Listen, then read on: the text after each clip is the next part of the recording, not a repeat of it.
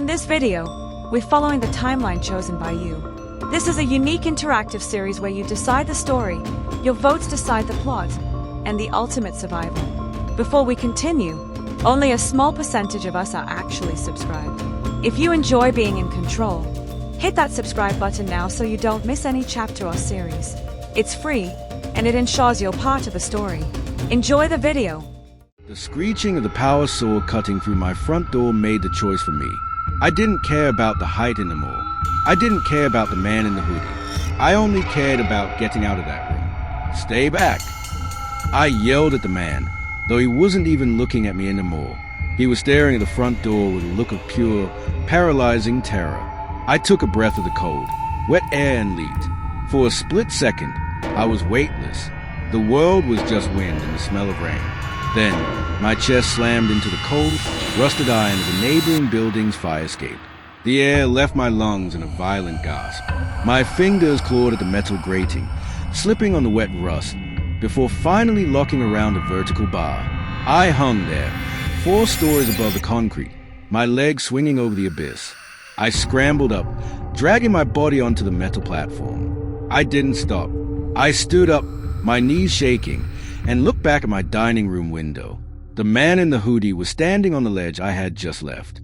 He looked at me, his eyes wide. He held up my phone one last time and tossed it across the gap. It tumbled through the air and landed with a crack on the metal grate at my feet.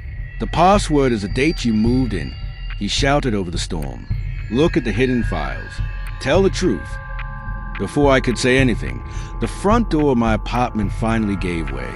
3 figures in dark, tactical gear burst into the dining room. They weren't police.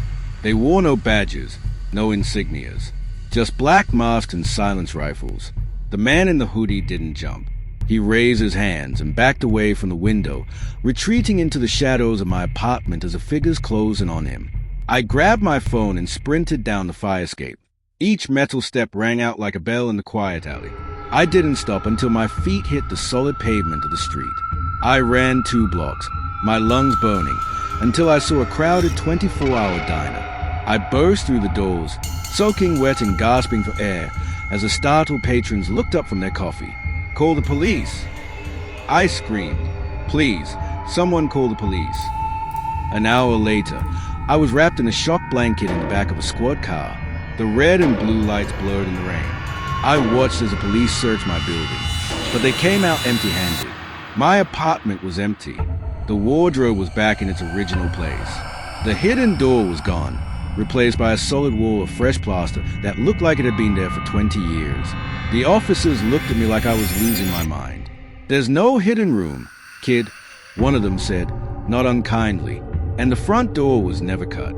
You probably just had a panic attack and broke your own window." But they were wrong. I reached into my pocket and pulled out my phone. The screen was shattered, but it still buzzed to life. I entered the date I moved in, October 14th. The phone unlocked. There was only one folder on the home screen, labeled "The Others." I opened it. My heart stopped. It wasn't just photos of me. It was a live video feed. There were dozens of thumbnails.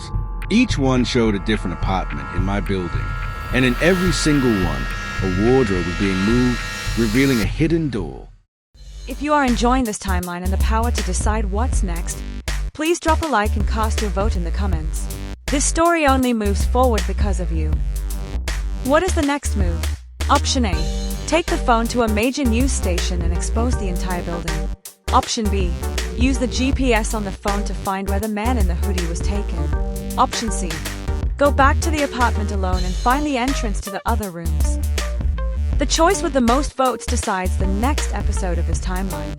Head to the comments or the community tab to vote now.